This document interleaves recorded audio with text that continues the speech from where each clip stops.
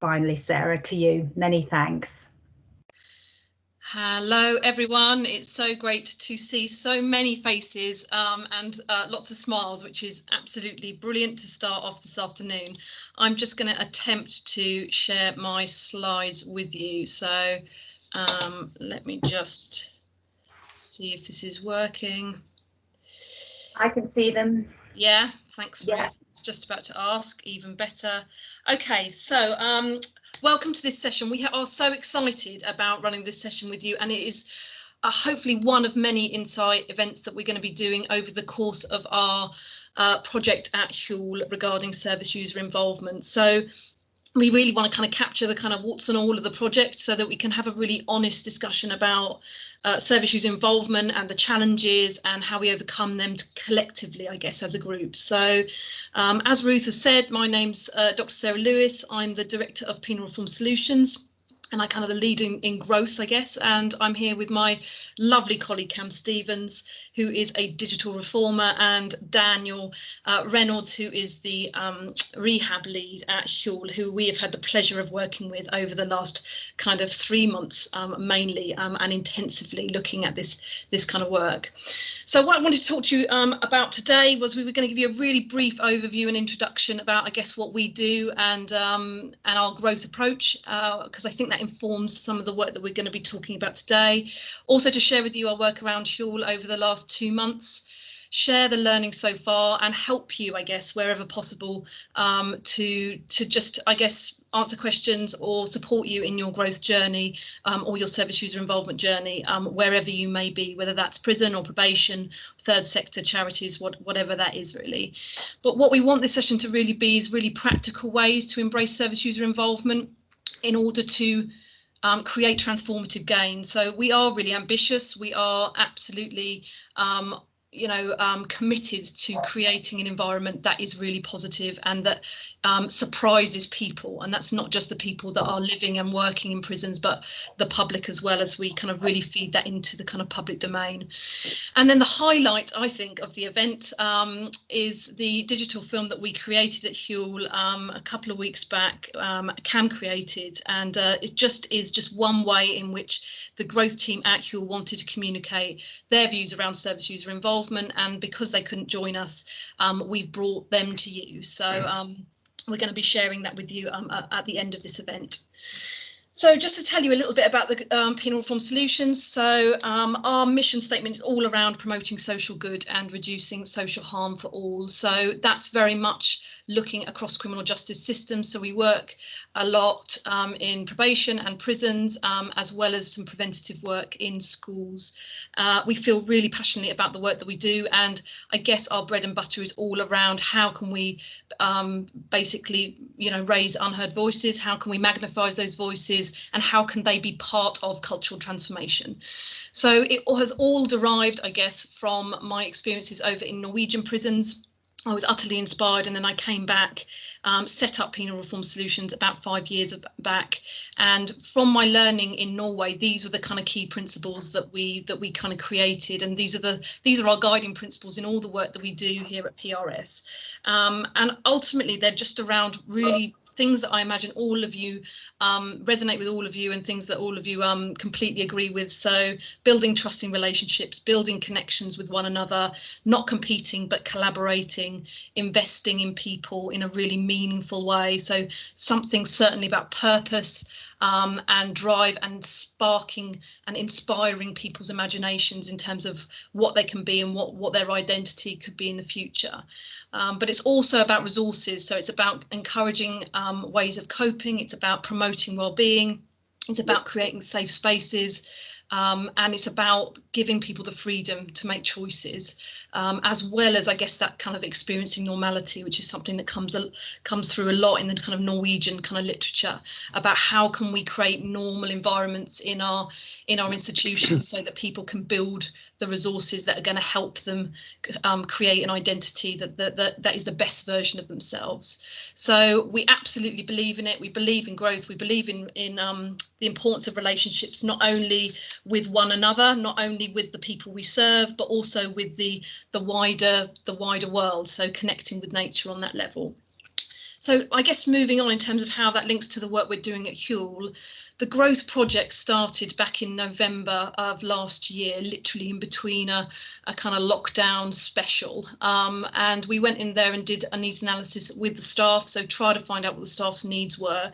And from that, we then started the service user involvement stuff kind of pretty much early February, late January. In terms of our approach, it's very much about inclusion. So it is about not necessarily just thinking about service user involvement as just, people in prison that are living there, but looking at growth in a much broader way. So looking at everyone who steps foot into that prison, how can we engage them? How can we inspire them? How can they be part of a cultural transformation within that prison? So growth is all around inclusion. It's about, I guess, imagination as well. So it's not about having a ceiling or having a limitation. So we underestimate people in prison, I feel, whether that's staff, whether that's residents' families, whether that's the people that live there. We underestimate what they can achieve and what they can do. And I want to make that proud, and I want to make that loud. And I guess that's one of the reasons why we have the privilege of working with Ruth and Emma to do that, to say, do you know what, we can reimagine what prison looks like. It can be a place that is meaningful. If we think about it in a different way. It's also about researching work, so it's about capturing that impact and using that research to inform a culture change. So it's about saying what looks good and why it looks good and what impact that has, and feeding that back in, as well as just supporting and facilitating change. So it's not about us going in as consultants, it's about understanding and gathering the information of service users, of staff, of families, and with that creating kind of sustainable solutions, because prisons are, we talk about churn in prisons, and we have the churn of people that live there, we have the churn of the staff that work there, we have the churn of the ministers in justice. We have an awful lot of churn, and ultimately that can kind of create instability sometimes. So we think long game. It's not about these microwave solutions, it's about the long game and how we can embed service user involvement into prisons. How can it be the fabric of the work that we're doing? And so I guess to introduce that, there's something about service user involvement being one of the many byproducts of a kind of growth culture. So we're working there for 3 years. And a growth culture ultimately feeds into rehab culture, of course, so looking at how we can support people to desist from crime, trauma-informed work, healthy prisons, whatever that may be.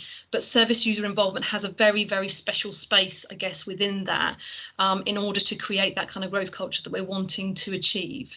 And what needs to start first is ultimately that vision. And that was one of the first things we did when we got there. In light of that needs analysis, it was about creating a roadmap, and with Ralph and his senior leaders, talking about how can we design service user involvement in some ways into that vision. So the idea of growing together is something that includes everyone. It's about everyone being part of that, and everyone either growing themselves or growing the culture or growing the organisation around them. So it is very much based on growth, and also, I guess, based on being honest, being kind and being fair. So really stripping it back in terms of what is the criteria that we want to work by, maybe what are the values, but every time we do something, is it fair, is it kind, and is it honest? Is a really straightforward way in which we can really engage the people that live and work in prisons. So we kind of, we recognise that starting at the top is important, and we recognise that the vision is really important, so people know what direction we're heading in, and then with that, all of these things then slot into place in terms of service user involvement. So I just wanted to kind of talk to you a little bit about some advice in terms of where to start. Sometimes it's just such a massive job, and how do I kind of even get there? And I would say it's just about finding out what's going on the ground. So what is the current snapshot? If you were going to take a picture of wherever you're standing, whether it's a prison, whether it's a probation service, whatever it is, what does it look like? So, we captured that through a number of different ways. And what I would say are these are, I guess, the top tips around it, really. The first one is don't worry too much about response rates. I think we get really disheartened when we chuck out a load of surveys and we don't get a lot back, or whatever that may be. I think there's ways we can encourage people to engage in terms of finding out those kind of questions around service user involvement. But it also tells us something about the culture. So, it was no surprise to me that we weren't going to get an awful lot response rates in terms of the surveys we sent out for staff, maybe, because staff maybe feel invisible and staff maybe feel disempowered, or certainly they did back in November when I spoke to them. I think they're in a different place right now. So when you're in that place, then talking about how residents can get involved and how people in prison can, you know, be involved in their growth and in the growth of the prison, you know, sometimes that's a really difficult place to be. So I think there's something about including everyone, but not worrying too much about those response rates sometimes. Also, I think there's something about using research to develop relationships. You know, a lot of the time we just chuck out stuff on email and say, fill in this survey and do this questionnaire. And I kind of think research has to be relational, and it has to be an opportunity where you can transform people. You know, we talk about transformative research in the literature. It talks about that, and I absolutely believe it. You know, going around those departments and talking about service user involvement with members of staff, doing, you know, hanging about on wings, whatever that was, it was a way in which I could find out so much more than the questions that were on the page. So I think there's something there about how research is really important, or the projects like this, when you're trying to capture what's going on in your prison or wherever you are. It's about using that opportunity to build relationships. I think there's also something about checking for jargon. You know, we certainly found that. So we did an assisted questionnaire. We designed it for residents, and our Unlock Grads staff went and delivered that, and they were absolutely brilliant. But what we found was it was just too high level. So even the term service user involvement, a lot of people didn't really understand that. And I think it's just about sometimes not making any assumptions about what people may or may not understand, and with that kind of using that time to explain things.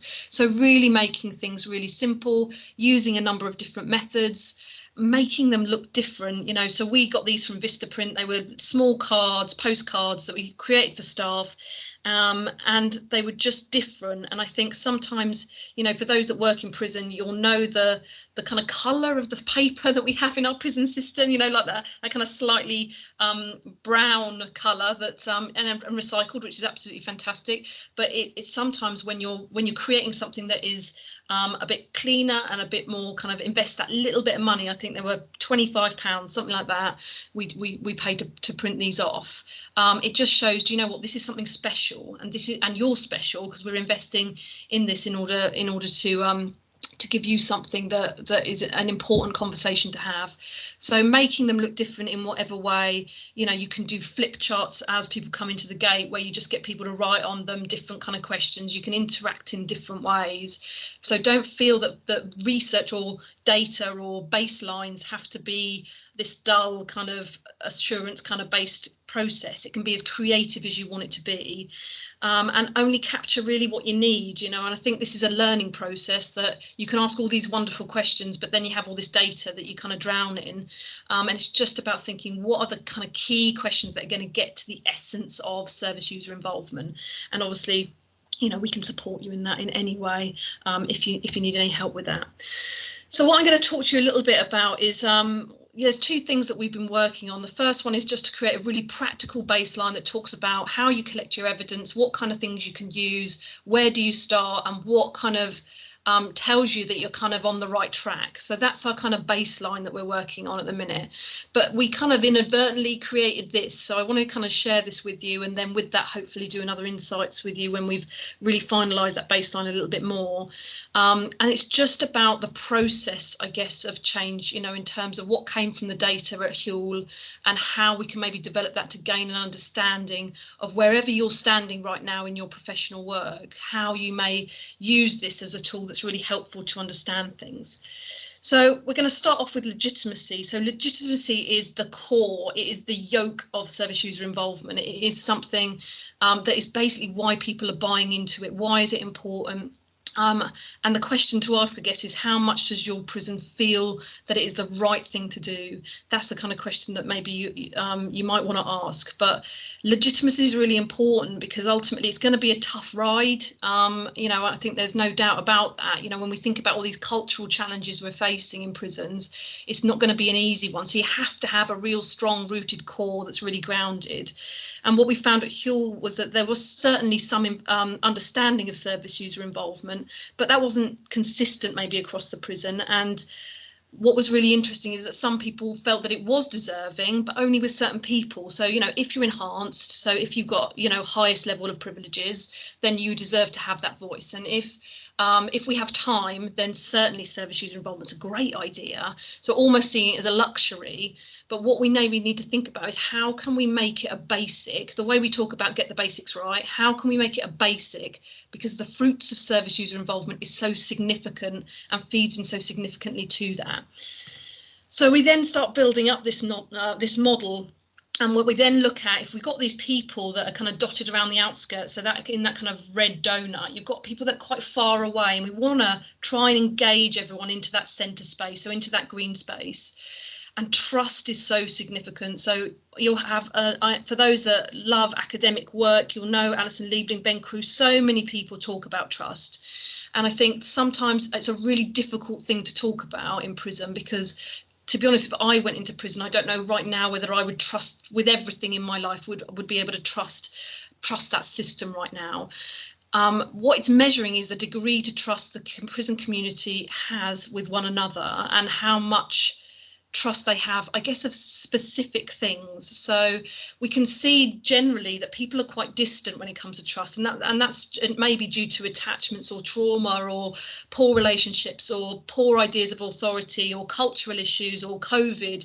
You know, everyone's maybe retreated back, and that makes people a bit more desensitized almost. What we got to think about is how can we bring people into this space where we create these professional yet close relationships, so that we can have honest conversations about service user involvement. Because what we found ultimately was a load of people that were quite distant, and the men that we talked about, ultimately, I don't even want to talk to people about it, because I'm worried that there may be a bit of retribution, or there may be something, you know, if I put my head above the parapet, there's the possibilities that there's going to be negative consequences. So it's just about creating that kind of green space and thinking, how are we going to get people into that green space, so that we can connect to that legitimacy and build that up so that people can communicate. And I guess the way in which we do that is through, you know, one of the things is through hope, and hope is massive. Hope provides us with the energy. Once we've got our vision, we know where we're heading. Hope is the thing that energizes people, it motivates them, it drives them, and it encourages them to step into that green space. Because what we know about relationships is that people will only move when they want to move. But if we create a condition around them that is safe and brave and positive and honest and fair and kind, then with that creates a hope that this prison could get better. And I think at Hewell, in the short time I've been there, it is absolutely incredible how much hope is in that prison. That in November, when I spoke to hopeless staff that were really struggling, having dealt with a significant amount of trauma over the past kind of decade, to now seeing them now as they come up to me and say, I've got this great idea, and what do you think about it? You know, it is a different prison in terms of how you feel when you step into a wing. And we can't write that on a baseline, and we can't articulate that, maybe even language, but I think there is something about touching the floor in terms of its temperature, feeling that energy around the place and thinking, does this feel like an energized, motivated place? And to what extent, how can we encourage that? How can we create that motivation? So the plan, or I guess the aim, is to get everyone into that green space, yeah, and that's everyone in terms of the width of that. We have to occupy everyone into the width of that green space. So it's far-reaching and it's equal, and that includes, let's say, local communities, and it includes maybe residents' families, but ultimately it's a really inclusive space. Because what we find is, like I said, there's some, you know, very few reps that are operating at the moment due to COVID. So service user involvement, I think, has generally eroded across the prison service. But what we've got is that we've got these kind of pockets of inclusion. So, for example, our safer custody team at Hewell, they were incredible. They want to be more inclusive. They want to do more stuff. They have residents that come in, they listen to them, they get them involved. But when you go to other pockets of the prison, that isn't the case. So what we want to create is across the whole of your prison. If you imagine that kind of green sphere, it represents the whole of your organisation. It's about getting to everyone, reaching those people that are maybe down the seg, that are maybe kicking off and getting on the netting, because invariably they're kicking off and getting on the netting because they're not heard and they don't feel heard. So this idea of involvement is really even more important, and not conditional on good behaviour, which I think is sometimes really hard to manage. Once we've done that, I think there's also then something about authenticity. So, and what I mean by that is just being genuine about what's going on, and being, you know, us believing that it's legitimate and believing in what we're doing is massive, because if we don't believe that, then ultimately everything we do isn't going to be authentic. But what we're looking at here is the level of influence service users have and the depth in which you're getting to. So you want to get to the bottom of that kind of the bottom of that sphere there. You want to get deep in terms of what's going on for an individual on a genuine basis. And what we found at Hewell was the guy said, you know what, you can involve us in anything. We are so keen to get involved in anything, but you have to take us seriously, and you have to make us feel that you're doing it because you genuinely care. Because if you don't bother about it. I'm not interested.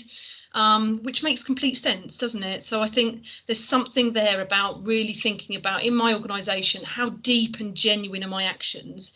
You know, that people talked about, you know, we're going to get the reform horse out when inspectors come and say, oh, look, this guy's been doing amazing, and tell them all the things you've been doing, and you kind of wheel people out and then you wheel them back again. You know, that's almost like that shallow version of service user involvement, whereas we want that to be on a daily basis, where we're celebrating people, people's achievement and their growth and their involvement and their influence in things that really, really matter.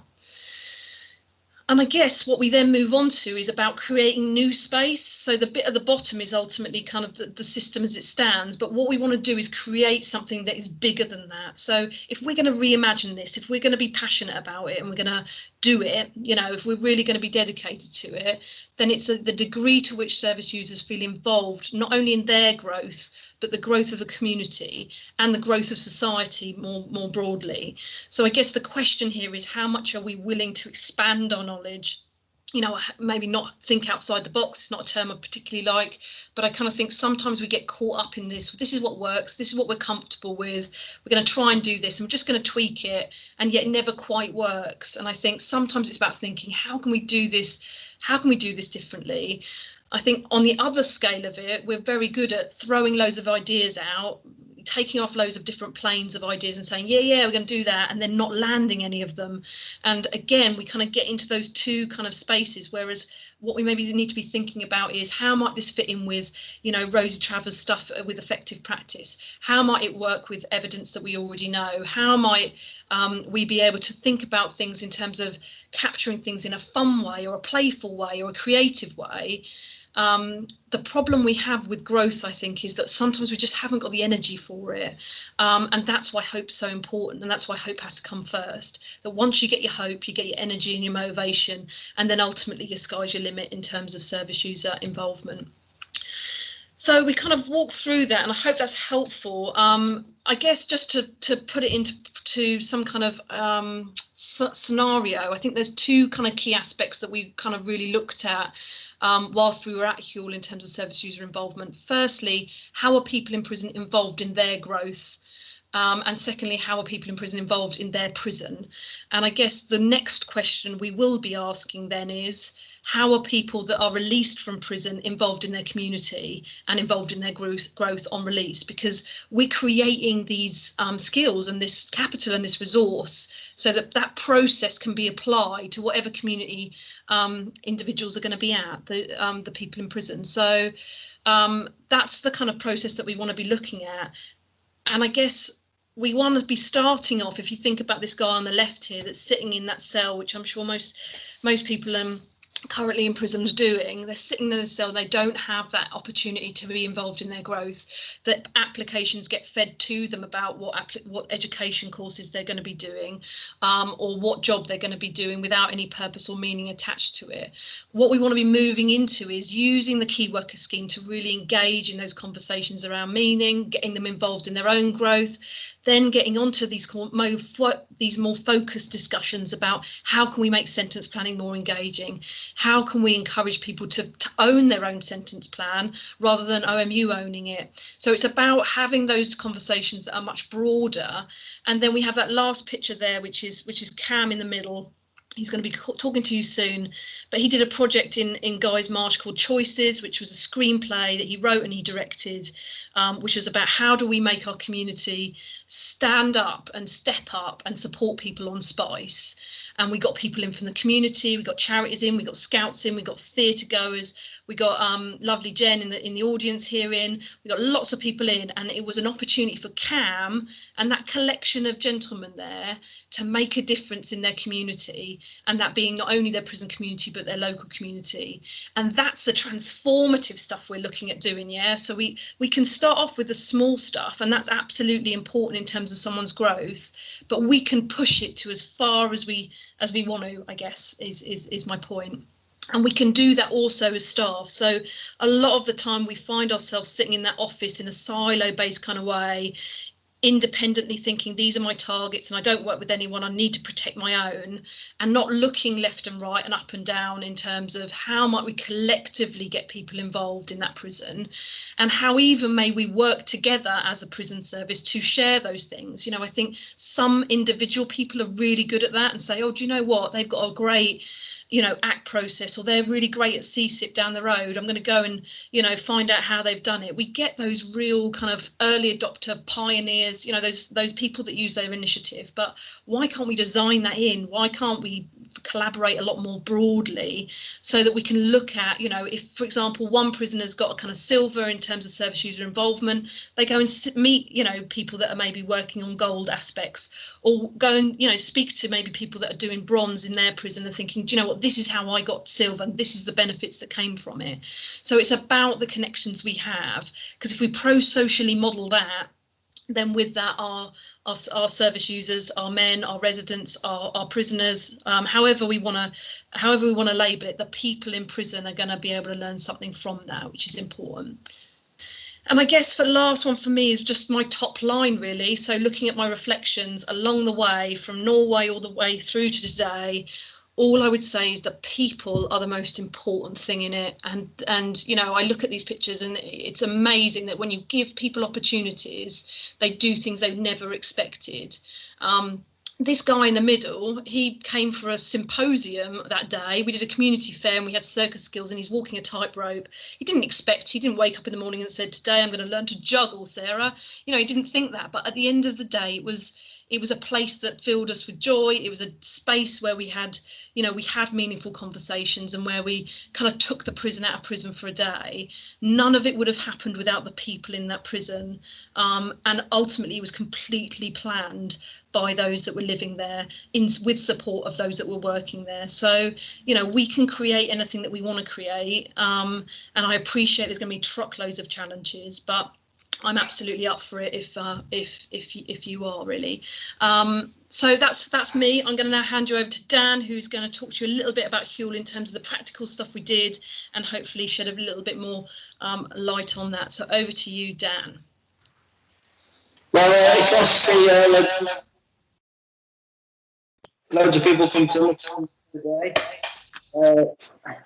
Just a little bit echoey there. So I've been at Hewell now for the last 6 months on the rehab culture lead. I'm just going to talk through some of the early stages and the early projects that we've taken part in server user involvement. So one of the first thing is the growth teams. So a growth team is set up of residents and staff, both Band 3 officers and Band 4 supervisor officers. And they all form the team together as one. Along with that, we've got the growth groups, which are groups of staff, both operational and non-operational, who will target key areas, whether that be staff training, greener spaces, which we have put together.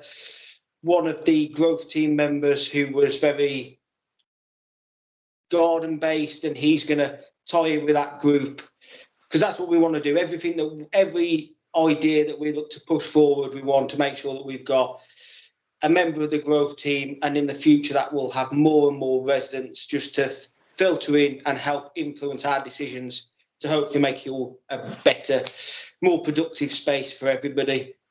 One of the first things that came off the back of Dr. Sarah Lewis and Cam coming in and doing focus groups was a big sticking point. Was, for those of you who don't maybe work in a prison or whose establishment doesn't have it, Hewell had a system where after 15 minutes the resident's phone would cut out, and then they'd have to wait 7 to 15 minutes to make another phone call.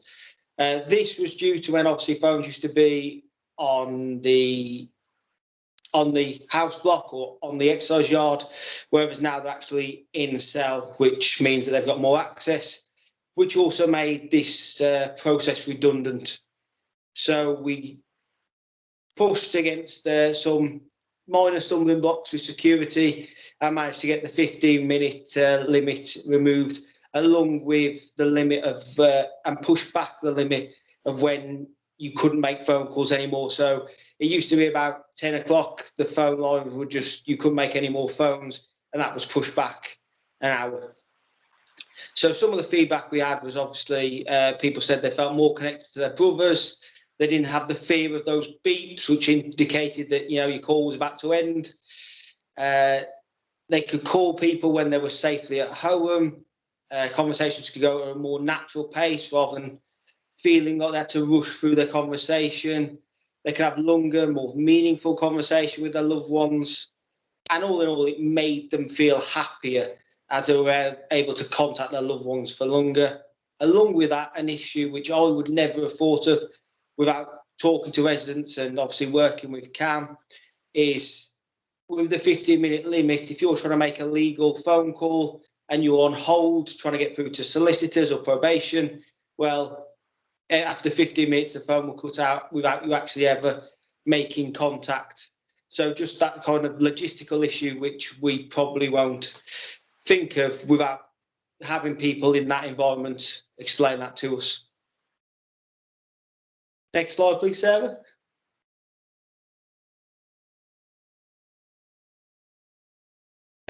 Another thing that we managed to get up and running and showed to us that you don't need to put in loads of planning all the time. Sometimes it's just if you think it's a good idea, run with it. So we managed to get one of our growth team members onto an interview board for the Band 7 operational governor role. It's something that a few staff were a bit sceptical about, with having a resident sit on the board for an interview for a governor, but actually for the other governors who were on the panel interviewing and the people who took part, along with the growth team member who went on that panel, they all found it very positive. One of the board interviewers said afterwards that they took away that it didn't faze the candidate being part of the board. He asked his question with real clarity, and when he left, he wished all the interviewers the best of luck. And there was that real sense that he added maybe an extra level of humanity. It wasn't just about being able to answer the questions right. It's how can you interact with the residents at Hewell? And I think sometimes we forget that that's a big aspect of any job, from your OSG all the way up to your number one governor. You have to be able to have some form of relationship with the residents to have the best chance of having a good career and for getting residents to understand your point of view. Along with that, one of our growth team members made a design for our new newsletter, and we've got both the pictures on there to prove that while he didn't have access to a computer, he was able to draw out exactly how he saw it, and then from that we were able to put it into an electronic version. And I think you'll admit it's very, very close to his design, if not exactly the same. And it's again just showing that you can get them involved. There are obviously going to be barriers. It's just about finding inventive ways to come to work around them rather than coming up against them and just walking the other way. Another one of our growth team members attended an award ceremony, which was Hewell had done some charity work to get some money together for a charity that works with the families of residents who were located inside prisons, and they provide support to the families, help them with visits, help them with contacting, and all the stuff which are more personal around coping with it and all that stuff, especially if they've got young children. So a growth team member went, and he's come back with a report around what had happened, and that's also going in the newsletter so that other residents can see kind of what Hewell's doing and how residents are being involved in that. And just some good news stories in there as well. So we ran a writing competition at Hewell, and we've put our winner in the newsletter, along with giving them rewards for coming first, second and third, and that obviously then was forwarded onto the national competition. Just all ways to show how residents can get involved with things even while we're in a more controlled situation due to COVID. So just trying to keep them motivated. Some of the learning so far that we've come across is a lot of people, whenever you talk about rehabilitative culture or getting residents involved, is they find it a bit soft and fluffy, or it's always about saying yes. And it was very clear that at the start we wanted to really focus on that message that getting residents involved in rehabilitative culture is not just about saying yes, it's about creating those good barriers and those good relationships and having those respectful barriers. And also, if you are going to say no, there's nothing wrong with saying no, give a reason. It's too easy to turn around and go no because I've said so, or no and walk away. Take the time to explain your decision, and it will give residents more of an understanding of why that decision was made, and the fact that you haven't flippantly said no, you've actually thought about it, and it just isn't possible. And it will stop some staff just saying no just because they can. Give people a purpose. As you'll see from the first few things I've been talking about, we pick certain growth team members to focus on key areas. This is so they all feel that they have a purpose. We spread the jobs out evenly. We give jobs to staff members on the growth team, residents who are on the growth team, so that they all feel that they're part of something and feel that they are creating change, and it's all about their community. And that's a big thing we're trying to create with the growth team, is that community feel. And it's something that's really starting to come together. But it's important to make sure that everyone feels that they've got a part to play. With we've focused on getting diverse focus groups and growth team. When we talk about diverse growth team, it isn't just perhaps your normal when you talk about diversity. So making sure there's BAME members on there and age and all that. It's also the different sentences. So we've got people literally from every background, walk of life, in terms of religion, their race, their ethnicity, but also their sentence. So some are sentenced, some are remand, some are IPP sentenced. So there was a real sense of everybody coming together and working together. And a big area we focused on is we didn't put the cap on, you have to be enhanced to apply.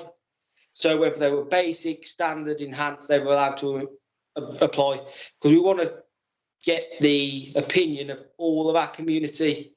And if there is any unconscious bias in an establishment that may lead to who gets on enhanced, if you then focus on that group, you've instantly got that affecting your decisions. So we wanted to make sure that it was open to everybody, and that's really helped our group to form a very diverse and had a lot of open and quite sometimes really focused debates. And it's been quite interesting seeing the different people and seeing people from different backgrounds pulling together. So it's a positive aspect that I think more establishments and more agencies should take forward. Just take them as humans, and rather than looking at the statistics behind them. Big part of the group dynamics is obviously we've got staff and residents, and I've mentioned all the different sentences and background.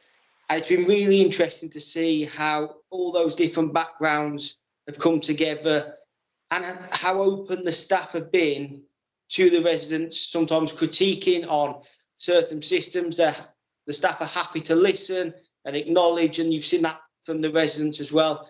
and it creates that really open and honest conversation, which, again, if you only had the residents in a group and then had a staff group, I don't think you get that same open conversation, and it can almost reinforce the us versus them mentality that tends to sneak into most establishments, and that's what we really want to break down to have a positive conversation. With having the growth team responsibility on some residents, it can become easy for some staff to use it almost as a weapon to take control of their behaviour. We put a lot of work into making sure that this is a motivator, not a punishment. So we don't remove people from the growth team because of their behaviour. If we notice there's a slip in behaviour, we use the growth team to motivate them and perhaps pull them back on track and try to understand why their behaviour is slipping, so that we can counteract it, rather than just saying, okay, you're off the growth team, and then them ending up in a cycle of going down the seg and not caring anymore. And we don't want that. We want to create an environment where they can succeed.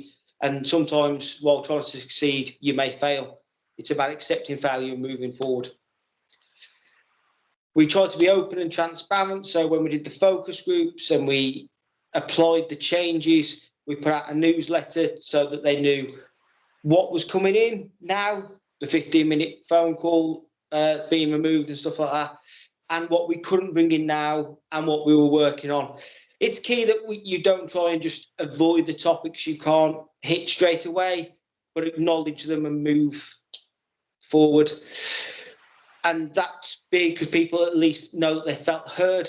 A lot of the time with residents inside every establishment, they often feel like someone comes and does a focus group with them, goes away and nothing's done, and they never really hear again. We want to make sure that whenever we do anything like that, they hear and understand that we have heard them, we've made certain decisions, and certain decisions we have to wait a little bit longer, but we have acknowledged them asking the question.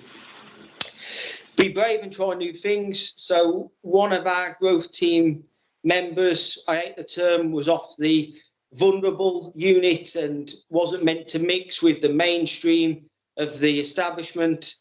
And unfortunately, for some of the staff mentality, he was one of the best candidates. So it didn't matter what unit he was on, he was selected, and we bought him and he met with all the team, and he mixed absolutely fine in all of the meetings, and people wanted to hear about when he was coming up for release, and they were really positive whenever he opened up about him trying to move forward and why he wanted to join the growth team.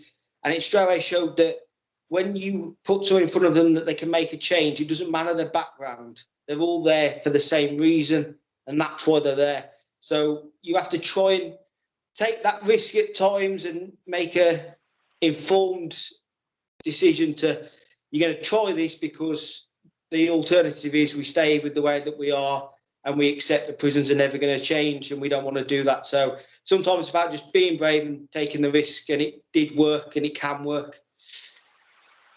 So when you do make changes and when you do adapt the systems, it's important to get feedback. So when we did make the 15-minute phone call change, we went out and we asked all the residents for feedback on that. Was it positive? Was it negative? How could it be improved further? Is there anything else that could be improved? Just to make sure that, again, that all of our residents have a say on the change and any adaptations, so that, again, they feel that their opinions being listened to. Make communication active so it promotes meaningful engagement. What we're doing a lot of the time now is the growth team members are kind of being tasked with, when we put out information, they will go out and collect in the forms, or they'll take out the forms, so that they can have a conversation while it's being given out, rather than it being just a piece of paper slid underneath the door that's far too easy to be just chucked in the bin because it's another useless piece of paper that's just been printed out by nobody they know. By doing that, we've seen much higher response, because they know that they're able to have it explained to them that we do want to hear what you have to say. People are listening, people are taking it in, and especially when it comes from one of their peers on the house blocks, it just has that bit more meaning. some of the challenges that we faced, obviously, communication, as is often the case, unfortunately, in the prison service to start with, wasn't as smooth as we would have desired at the start. So we'd done all the newsletters to go out, and then we found out a couple of days later they hadn't been put out, which is when we reverted to the growth team members taking them out, as it just made sure they went out and made sure that we could get the feedback back in. It is something that happens, and it was good that we found out nice and early on, and we've adapted our system so that it shouldn't happen again. There was almost a feeling that people weren't ready for change by some of the feedback we had. So one person said that they couldn't cope with the requested 15-minute time limit being taken off. Rather than us just knee-jerk reaction saying, okay, then 15-minute limit back on so that people don't spend all their credit in one go, we talked around other ideas such as, could we use safer custody to go and have conversations around money management? Is there courses? Is there wing support? Is there resident support who can, give them additional support to make sure that they can manage their money more effectively, their credit more effectively, because we really want to empower residents.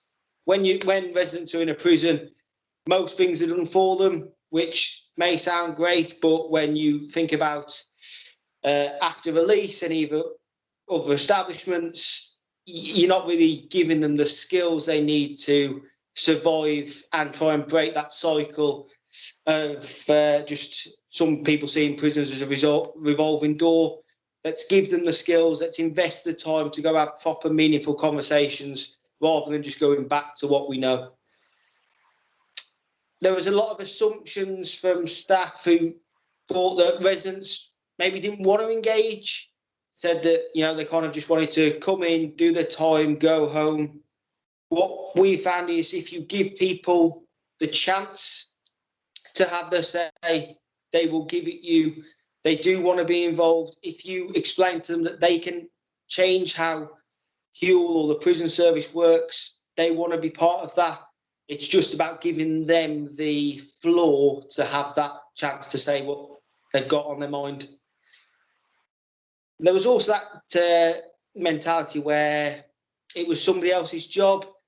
So a lot of the time they thought people were talking to residents and were doing focus groups, and it was all because it was somebody else's job to do.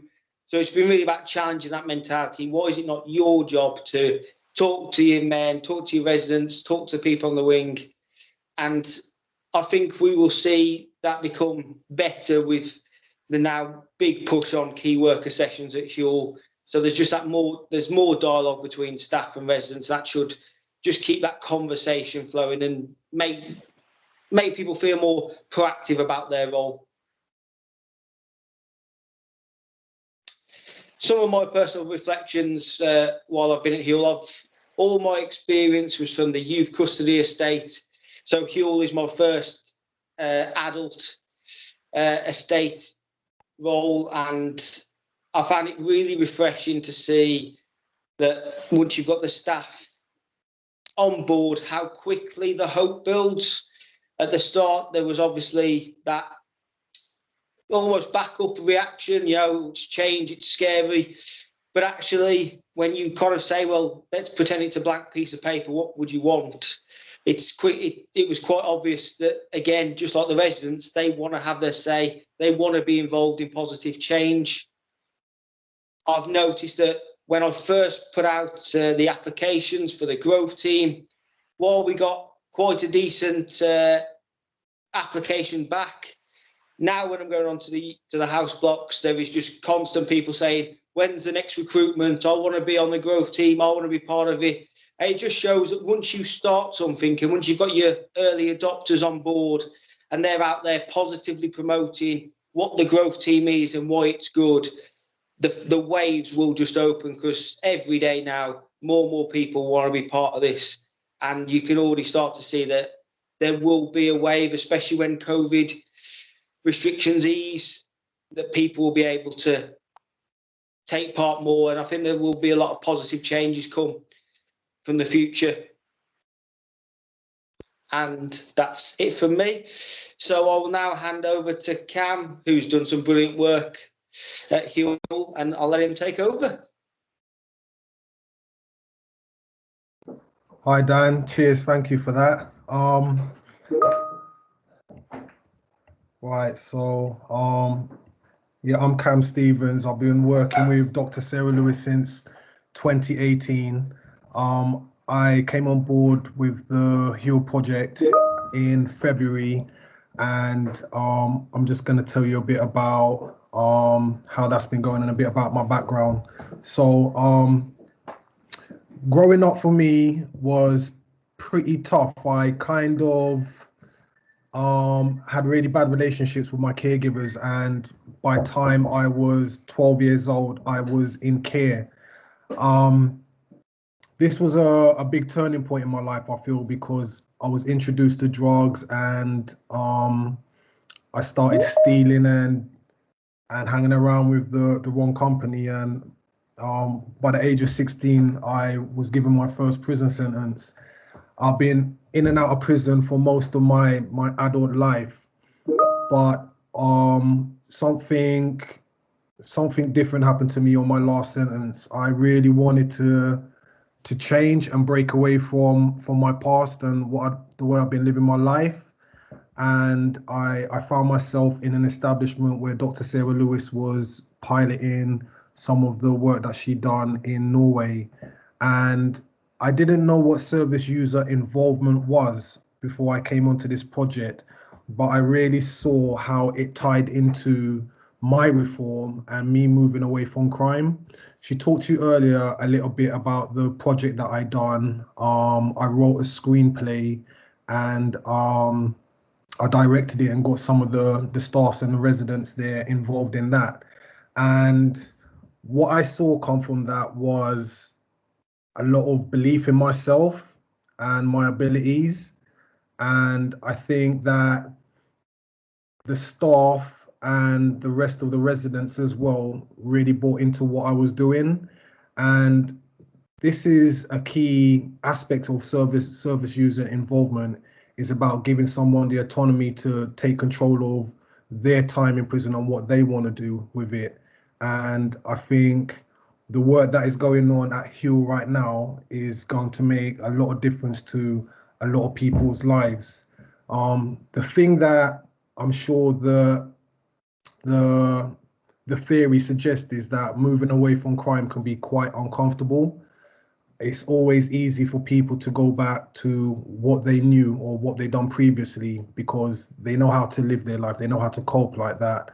But I think if we can plant a seed in the people that we have in custody, that they can do what they want to do, and we just nurture that seed, then they can get out and move away from crime. Upon release from custody last year, I moved to Somerset.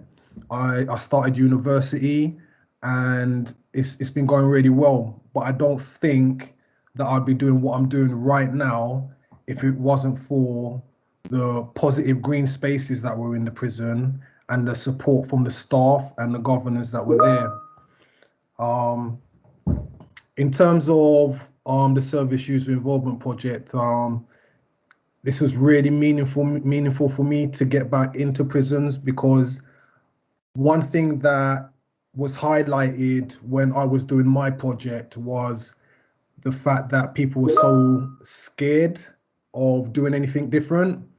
And for me to be able to go back in to prisons and talk to people and tell them, look, I was exactly where you are, less than a year ago, and today this is what I'm doing. I've seen the hope and the disbelief that is brought in the people that are within those walls.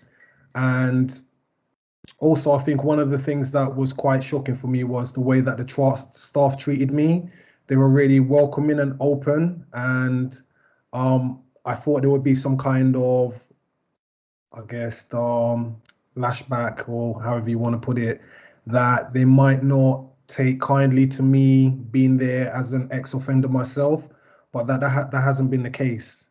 So in terms of what I've learned from doing this project, I think that by giving people in prison the ability to be active members of their community, it will empower them and it will give them a feeling of self-worth. And prisons are notoriously hopeless places. And I feel that by doing this, you will help to build communities that people are happy to be in, even though nobody wants to be in prison. They're happy to be there because they're having an impact on what is going on within the establishment. Also, people want to be listened to, but they don't just want to be listened to, they want what they're saying to be acted upon. That is one of the themes that emerged, and Dr. Sarah Lewis talked earlier about not having a lot of engagement with the surveys. I think that is just due to people not believing that by them doing any surveys that anything meaningful will come from it. After we done the focus groups and we highlighted the issues around the phones, we chose the phones because it was something that had the widest impact across the prison estate. So once people came to terms with that, they've been listened to, the next set of focus, not focus, sorry, the next set of call it, oh sorry guys, my mind's gone back. The next set of questionnaires that we sent out, I'm so sorry, I lost my words there. I think we had 100 times more responses because people actually thought that they were being listened to, that if I say something, it's actually gonna be acted upon. It's not just gonna be compiled and put away somewhere. I'm not gonna hear anything back from that. So I think my message would be that if we want our prisons to be safer and more rehabilitative places, then we need to listen to the voices of the people that are in there, because they're the ones that all the work that we're doing affects. And by giving them that level of interaction, it will only help to build better relationships between the staff and those in custody. So that is my message that I wanted to tell you guys. In terms of the service user involved digital film, we had hoped that we could have got the guys to come and be a part of this meeting, but because unfortunately technology in prison is quite dire, we compilated this film just so that their voices could be heard. And I think you guys are going to be pretty amazed at the short film that's going to be getting played in a moment. So I think with that, Sarah, if you could please post the link for the guys in the chat so you can go away and have a look at the film, and then we will take any questions afterwards. Oh, can you hear me okay? I can hear you, Sarah. I can't get back to the main screen. Oh, there I am. I apologise. Okay, so I'm going to send you this link, guys. The reason why we're doing it this way is that if we do it through my PowerPoint, the whole thing's going to go glitchy. So what I'm going to do is I'm just going to post it in the chat. And then if you go away, it's about 5 minutes, and head away. If we have a 10-minute break, so just a point of reflection, and then come back and we can have loads of questions and have a good chat. So let me just, it should be coming your way now. And please work, Teams. Has it come through? Can everyone see it? Not yet. Thank you for the nods. There you go, it's through Yeah. now, Sarah. That's brilliant. Shall we suggest that we come back at 20 past? That gives us a little bit of time to reflect and have a comfort break. Lovely. Absolutely wonderful, guys. Huge thanks so far. See you all again very soon. Okay. Just, you can stay online, obviously, just mute and turn your camera off.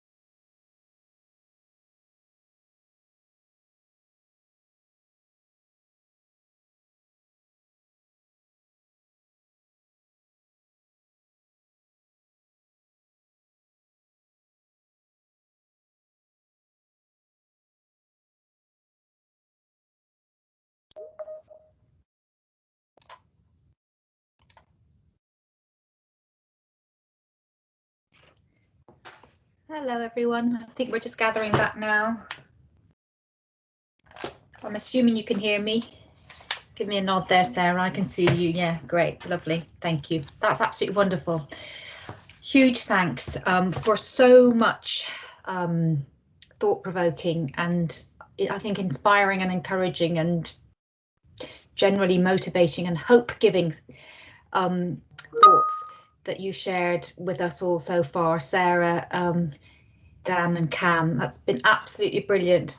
I thought what we'd do now is just run quickly through what's been picked up in the commentary so far, and just to remind people that this is a space where you can put a question as well, or you can put your hand up.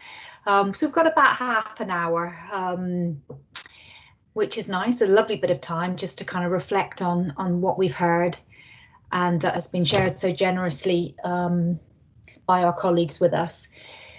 So just to start by kicking off on, I'm hoping you can all see the comments.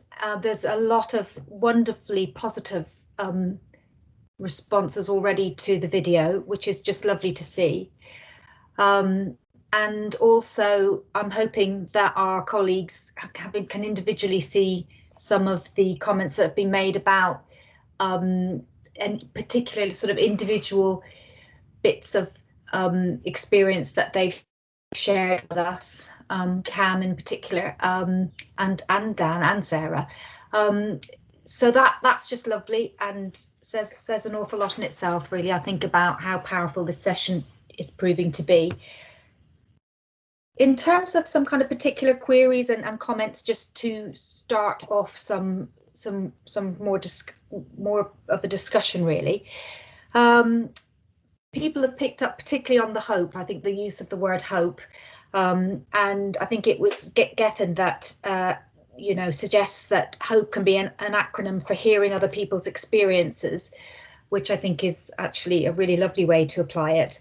But also I think it was Gethin that's linked it to the need, and I think others, Cara Arthur, to the need for systemic change. And I think we all realise that. I mean, as we said in the introduction, we're very much on a journey. This is just one project in one prison. Sarah and her team have worked in other prisons and will doubtless go on to work in others more. But we have a pretty large estate, and another feature, or another way in which we're trying to systemize this approach, for want of a better way of putting it, is through some work that we're leading through a number of sort of nationally led projects. So we have a reform programme at the moment, a prison reform programme that, needless to say, is prioritising sort of recovery from COVID in the next few months, most specifically, but then wants very much to build back better, which is a phrase I'm sure a lot of you have heard already, to use the opportunity we've had, to use some of the challenges we've had as an opportunity, I guess, to try and build back better. And there's a particular work stream within that reform programme called the culture work stream, which myself and a number of colleagues in my group are jointly working on together and across other parts of the business, to provide sort of encouragement and support, to look at culture and to understand better what sort of culture it is that we particularly want to put in place and to have properly embedded across all of our prisons, ideally. I mean, we recognise that there's quite some way to go on that, but I think it's a perfect opportunity for us to start that conversation and to look at where we've got to, and as Sarah and others have been saying, to pick up on pockets of good practice, places that have taken considerable steps in their journey and are, in general, I've never come across anyone who isn't happy to share that with others.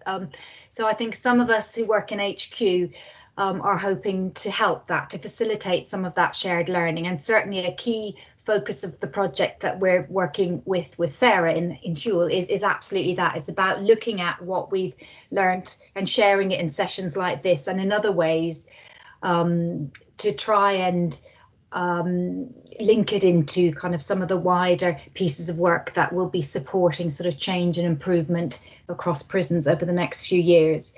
And I guess the only other thing that I wanted to say around kind of what's happening here and now is that as part of the sort of system-wide work that Emma and I work on, we also try to create sort of as many here and now opportunities as we can to hear from people who use our services as directly as we can.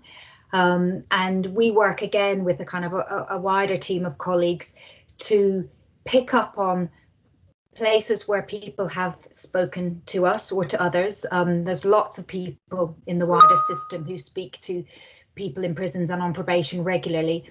And a key feature of what we do in our sort of national work is to ensure that anything where people have been talking and telling us what they think and providing ideas and insights, we've been picking up on that and ensuring that wherever we can, we've been offering it back out to our business, back out to our strategic planners, back out to our senior leaders, and alongside other insights and evidence and other sort of points that would give us pause to think.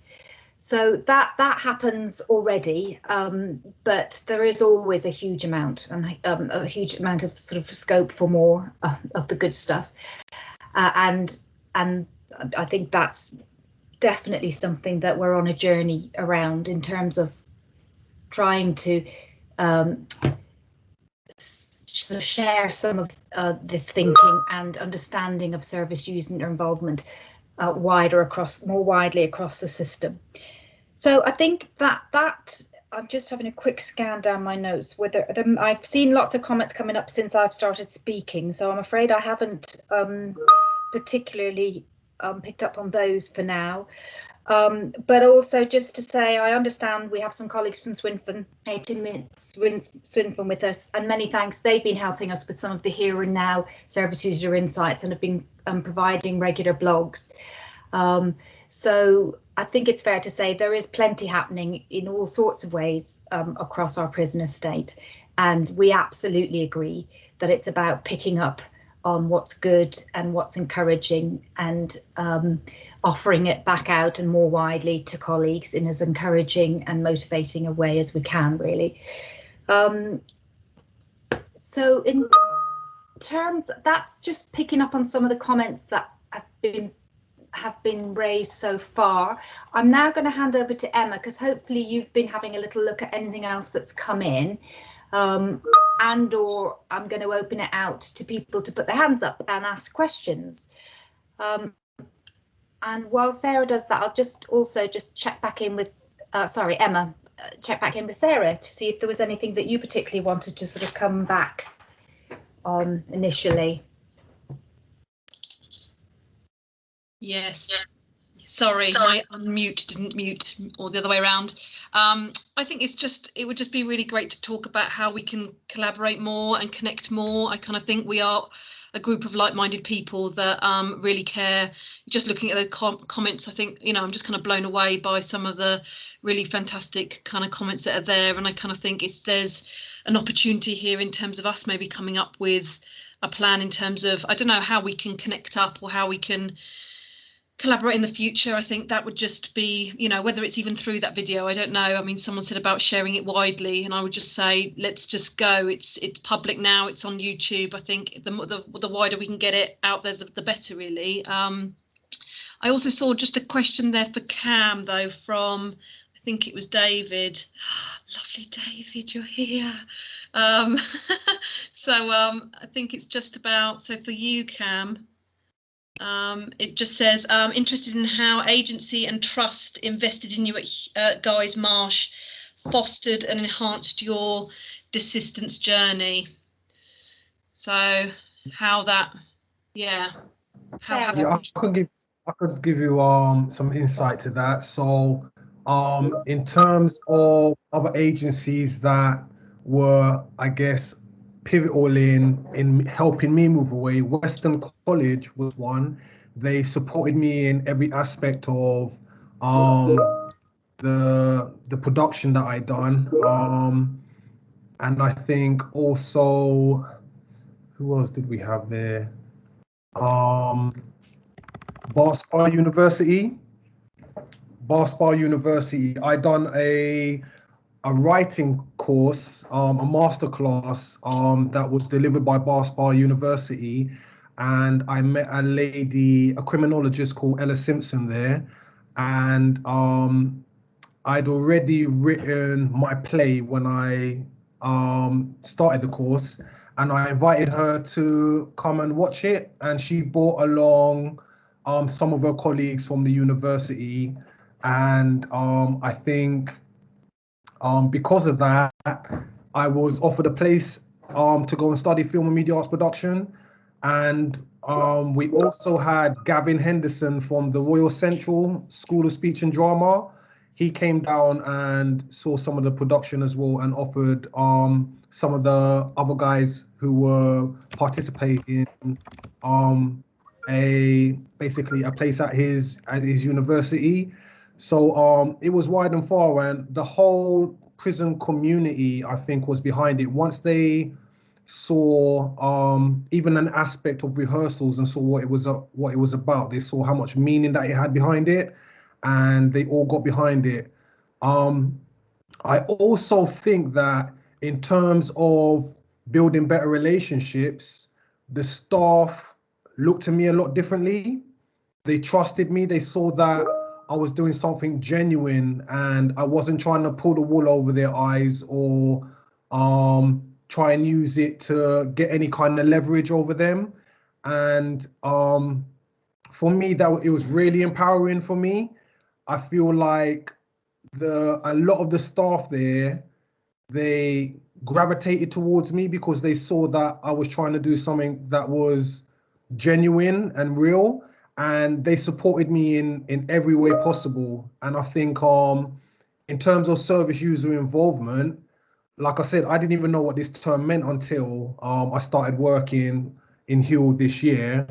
But there's aspects of it around the prison system already, and it's where we're getting the best, I guess, traction in terms of people moving away from crime.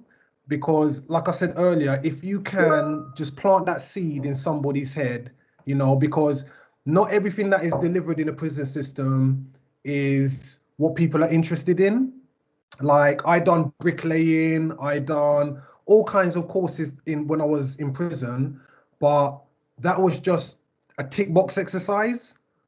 And I feel that we need to move away from the tick box exercises and stop going down this path of one size fits all, because it's not like that, unfortunately. Hello, Geffin. Nice to see you again.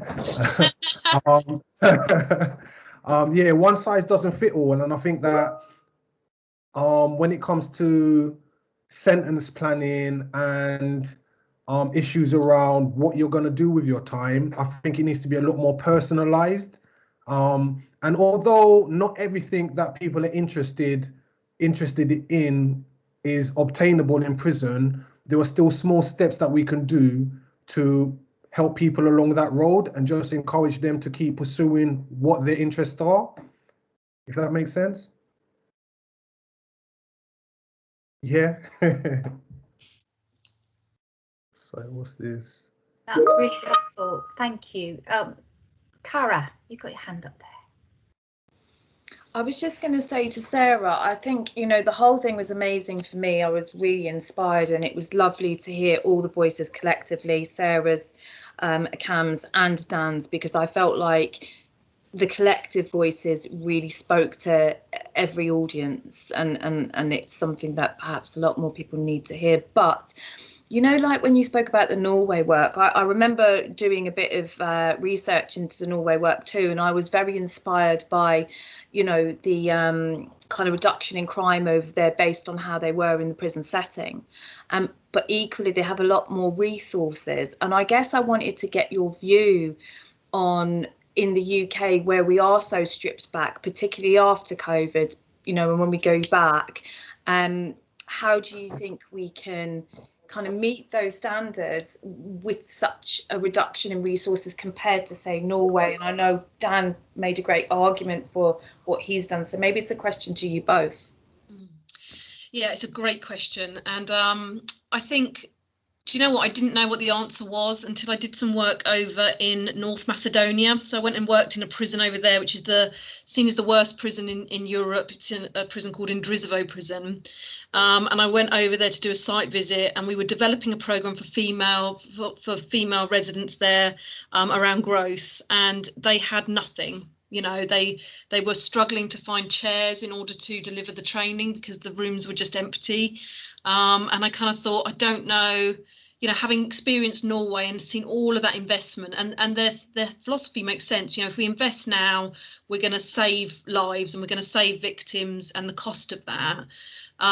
So it makes sense. But like you say, we haven't necessarily got it. And I think what North Macedonia taught me was that the staff was so creative as a result of that. And I think when we look at staff, we see them as very resourceful, and they can be really resourceful. And that's what we're going to have to be. We're going to have to think in really kind of resourceful ways. But also the great thing about working with the people in prison is that all their lives they've had to be resourceful, and all their lives they've maybe had to adapt and get round problems that they've found, and maybe they've done that in negative ways to solve problems that way. But we've got all that resource there that's completely untapped, and I think there's something there about being really creative and knowing it's not necessarily about more money and more staff. For me, it's about how we're doing stuff, and it's about that kindness is free and respect is free, and it's that kind of stuff that I think is really important. So it's about investing in the right things, investing in the stuff that adds value. But I think it's a really, really difficult one. It is really difficult. What was interesting is Norway, my lovely friend Linda from Norway came over. So I met her in Halden prison when I was there, and she came over to Guy's Marsh and met the guys, and we did an event, and she walked away and said, do you know what? We don't engage our residents in the same way that you do. You know, we don't give them that kind of voice. We don't do things as creatively as you do. And that's interesting, isn't it? I think that says something about maybe our resources, that at the time Guy's Marsh had a very low kind of budget. It was in special measures, things were really difficult. So I think it's something about how we do things rather than that, I guess, that investment. That's the only option I see, really. Dan, have you got anything else? What do you think? Yeah, I think well, as you say, it's going to be difficult with resources, stuff like that, so you do have to be more creative. And I think one way that we're already striving to do that is when our younger, newer staff are coming through, we're trying to pick them up very early with getting them engaged into the rehab culture, the getting residents involved, so that we're almost making them already come up with ideas before they've even gone on their initial training. It was too often before that you were told, well, go to training, then you'll learn to be a prison officer. So instantly you're kind of being told, well, the next 12 weeks are kind of pointless, and then you're going to spend the next 6 months listening to everybody else, and then maybe we'll listen to you.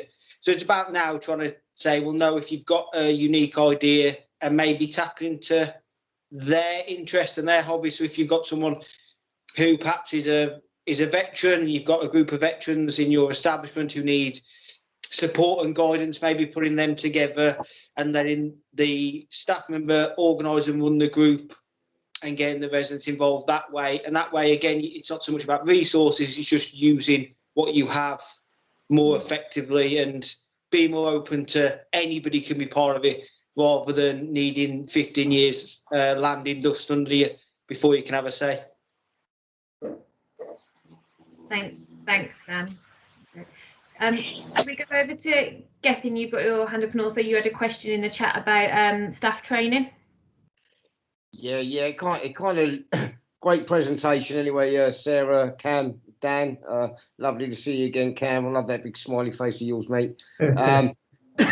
Yes, I just wanted to say, really, and it comes into the training and sort of like Dan kind of hit the head. So I've kind of been linked to training with prison officers for quite a while, and and I've been to Newbold Rebel, and I've seen what the training kind of looks like. And I remember what was quite disturbing for me once. I won't say what the prison was, but I went to a prison and I saw some PO-outs the week before they went off to Newbold, and they were full of energy and desire and wanting to make a difference and change, And then what happened was when they came back, and I saw another set of officers that had just come back from Newbold. And they were completely changed, and that's because a lot of the training is about safety, security, restraint, CNR, all that sort of stuff, and very little is it related to rehabilitation. And for me, I think, we need to look at how it is we recruit, train and retain our staff, because at the moment we're recruiting in the wrong way. It's all just done through an application form. I've sat down with loads of new prison officers within the private estate as well. And usually when I say to them, why have you joined the prison service? It's a career. I wanted to change. I wanted to challenge. Yeah. Very few say, I want to make a difference, And so what it is we've got to really kind of look at who it is that we're recruiting, how it is we train and develop them. But the most important thing, and I know this from other services as well, and it completely shocks me, is the prison system has no supervision model for prison officers. There's a small amount now that comes with the OMIC model, but they're still very small. In every other industry, whether that's social work, probation, whether that's mental health, every single professional gets a supervision where actually you can see what they're doing well, what they're not doing so well, and what other training and development they need.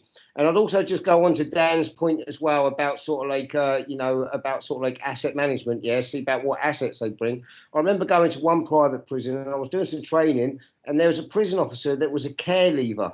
He joined the system because he wanted to be able to help other care leavers that weren't as fortunate as him. And there was also a veteran there as well. And I know for a fact that this prison did not utilise them skills and position them in a place where they could set up a care leaver strategy or a strategy to support veterans. So I do think as well we need to really look at how it is that we can get the best out of our staff at the beginning, give them the right training, the right support, so we retain them and they actually become change agents and support the growth that Sarah's talking about. But yeah, I just wanted to say that. Can I respond? Is that all right? Yeah. Hi, Gethin. Great to see you. So there's a couple of things there. I think at the moment we're talking to Newbold, talking about, I guess, growth and those stuff around reflective practice, but also service user involvement stuff. So there are possible opportunities where we're going to be reviewing that curriculum and looking at how we may integrate it at the beginning. In other prisons, we've done something called growth supervision, which is basically exactly what you're saying. So this idea that people having a safe space where they can talk about, maybe the more kind of clinical aspects, the casework that they've got, the impact that has on them, emotional labour, all the stuff that's coming through in terms of secondary trauma, being secondary trauma, and that kind of stuff. So I think that's really important if we're going to sustain a decent system. What's really interesting at Hewell is that we've got a really kind of creative hobber there who's kind of business lead, and he's just created a people strategy based on growth, and we've looked at how we can completely kind of revolutionize the SPDR process, which is this kind of annual review for those that are unaware, annual review where you kind of get to speak to staff, which can vary from being emailed a completed form or just it never happening for 8 years. So we're looking at how we can kind of create more regular learning opportunities where people can reflect more on a regular basis, and how we design that into prisons, as well as those kind of growth sessions that we're going to, do to really see people. I think that's the main thing. It's about seeing their skills, like you say, seeing the things that they're really passionate about. Because with that brings resource in a way. You've got to think your guy that you're talking about in terms of a care leaver or a veteran. If it's untapped resource, we've got it there. We're just wasting it really. So I think if we bring in that hope, like we talked about, and kind of really motivate people to recognise that they bring to work not just being a prison officer, let's say, but they also bring, that really kind of that lived experience in lots of different ways, we can really utilise that and then make it more than a career. And I think that's the thing. I think retention is poor because people, you know, people they're not in that green space, they're on the outskirts, they're struggling to connect, they're struggling to belong, and they're struggling to see that bigger picture, which is ultimately that prison staff can make a massive difference to people's lives. And I think the more we do that as a collective, the kind of better, really. But there's some of the things we've got in place. So fingers crossed we'll be able to do a little bit more in terms of the training, and growth supervision's hopefully going to be rolled out at Hewell over the next 3 years. So, you know, we'll pilot that and see how it goes. Yeah, Can I just add a point as well?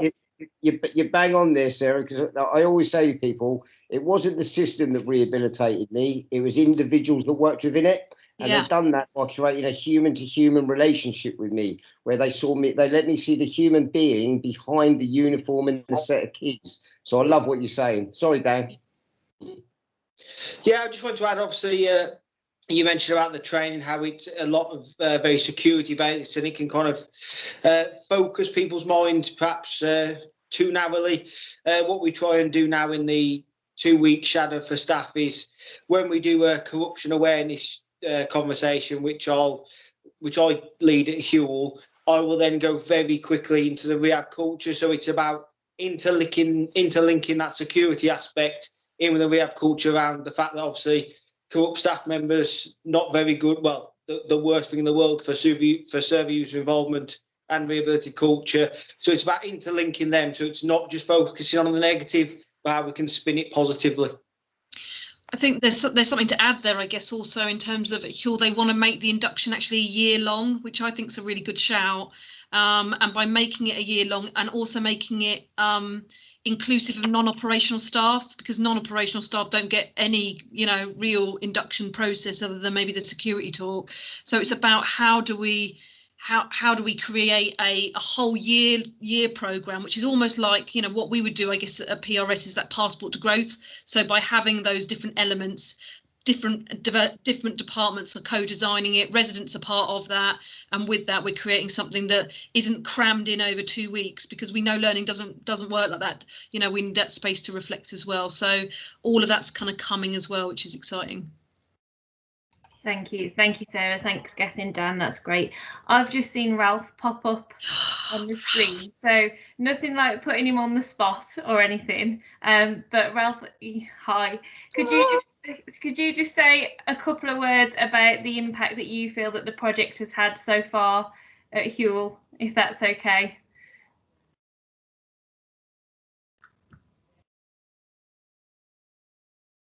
Oh. He's run off. You've scared him off, Ruth. You scared him off. No, he's still here. I think he's on mute. I'm going to put it in the spot where we get a decent reception. You're in the window now. Can you hear me all right? Yep. Cool. Brilliant.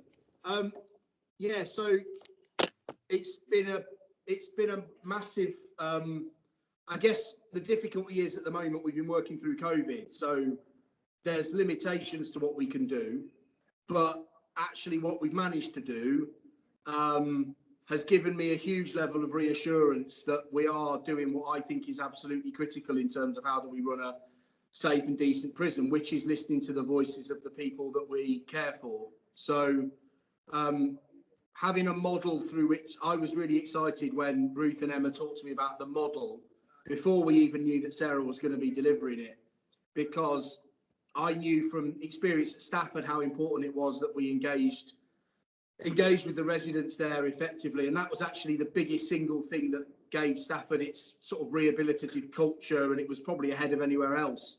It was really just because we were listening to the men and giving them a lot of autonomy and ownership of their environment and what happened to them. So wanting to do that at Hewell, which is a very different beast altogether to Stafford, very different, but seeing that there was actually a real appetite for it and wanting that model to work towards. So having a structure and having the growth groups and having the principles of service user involvement absolutely at the centre of what we do just gives a credibility to everything. So it means that instead of me living in my virtual prison thinking that these are the things that are going to work or these are the things that will matter to you, I actually have a genuine insight. And so that started off with the staff through the needs analysis that Sarah did. I've done more analysis here than probably any prison ever, and I understand what matters to my staff. And by understanding that, that enables me to then try and help them and look after them. And by them feeling supported and valued, they then are receptive to listening to what the prisoners want and what matters to them. And so you start with the staff. Through that then comes the service user involvement work, but there's a receptiveness then to listen and to actually really understand what it is that matters, rather than, again, we create these proxies and these concepts that we have of what matters and what's important. And actually half the time that's our own perspective. We're projecting that because we think that must be what matters, and half the time it isn't. I'm a trustee for a charity that works with children and families of people in prison, and that's what that taught me, is my perceptions on what was important to them was way off. I had no idea until I actually started listening to what they had to say, and then I realised, oh wow, okay, we need to do this differently. And it's the same in prison, it's no different, but they have to feel safe and able to have a voice, rather than feeling, and the old model of a prisoner council or whatever, it simply doesn't work to provide that safe space to really feel that your views are being heard and that they're contributing to the decision making in the prison. So that's the model I want for Hewell moving forwards. And I think the start that we've made and the changes that we've made at Hewell, which have been massive actually, a lot of that I think is due to just listening to the staff and making them feel heard and valued and supported, and then that then has a trickle down effect to the prisoners, and then we've got the model that we're working on as well that gives us a structure to work within. So it's quite a complex picture, but that would be my reflection, having been completely put on the spot. Thank you so much, Sal. Thank you so much for I think you rose to the challenge extremely well there. That's absolutely brilliant. Just to come in on the back of that, Ralph, it's Ruth here. I'm not sure who you can see and not see. Hi, Ruth. Yeah, I can see you. Yeah, I think I just kind of wanted to encourage, well, we're heading towards the end of our time, but it was really just to pick up on some of what you said about having some kind of broad, a bit of a framework and a bit of a model to start working with. Because I think that's very much what this project kind of combined with what Emma and I had already started working on, and what Sarah and her colleagues have brought to it has also offered. Because I do think that whilst it's all about responding to what you need to hear in your individual establishments, I think what we also lack sometimes is just an understanding of kind of what it means and how to do it. And I think that's one of the absolutely key features of this project. So whilst we are absolutely we're just blown away by what's happening in Hewell, I think we're doubly blown away by the prospect of taking this and sharing it more widely, really, and sharing kind of what that looked like in Hewell, but also linking it into some of the stuff that we've started to develop around, baselining, or steps, or what you might want to do first, second, third, fourth, all of those sorts of things, and translating some of it into the can do and what it looks like, which I think can be difficult. We assume that everybody, some of us have been working in this space for a good while.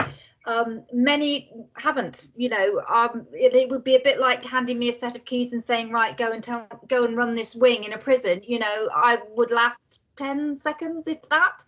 And it's about bringing some of the stuff that we've spent quite some time sort of thinking about and working through, and linking it to what the prisons are encountering, and what how the two together can really help people understand how they might take this forward.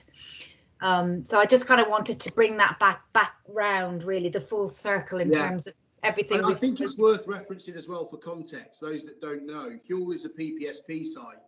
So Hewell has been identified as one of the 6 worst prisons in the country. This was not long ago. And Hewell's also a red site, which means that it's also was one of the dirtiest, most revolting environments within the prison service as well. So I think the thing to recognise with this is, and my personal challenge to us at Hewell, and actually one of the things I really want to use this for, is to recognise that if this works in Hewell, which is a prison with a really troubled past, you only need to Google Hewell and it doesn't come up with a lot of positives, let's be honest. It's a pretty depressing read, but we'll sort that. It'll come up with this YouTube video now about service user involvement. That'll be great. But if you can do it here, and it is part of the solution to a prison that has got a decade of struggles and has been identified as a prison in need of real massive extra support, then it should be happening everywhere. But not just should, it's actually, here's the model that you can use, adapt it to your own place, adapt it to your prison.